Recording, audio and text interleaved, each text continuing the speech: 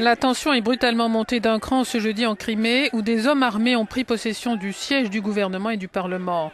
Un drapeau russe a remplacé le drapeau ukrainien au sommet du Parlement à Simferopol, la capitale de la péninsule ukrainienne. Des heurts ont également éclaté entre des policiers et des manifestants qui se dirigeaient vers le Parlement et brandissaient des drapeaux russes.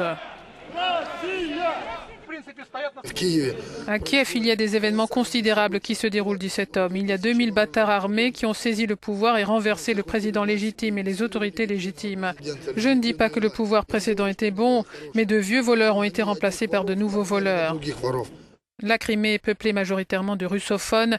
Elle continue d'héberger la flotte russe à Sébastopol. Elle abrite aussi les Tatars, représentant 12% de la population. Cette communauté, installée depuis le XIIIe siècle en Crimée, déportée sous Staline, puis revenue après la chute de l'URSS, a activement soutenu la contestation anti-Yanukovych. Nous n'appellerons pas notre peuple à se battre, souligne ce représentant du Conseil des Tatars de Crimée. Mais la situation pourrait être utilisée par des extrémistes radicaux. Quand le sang commence à couler, quand il y a les premiers morts, c'est plus dur d'arrêter la violence. La situation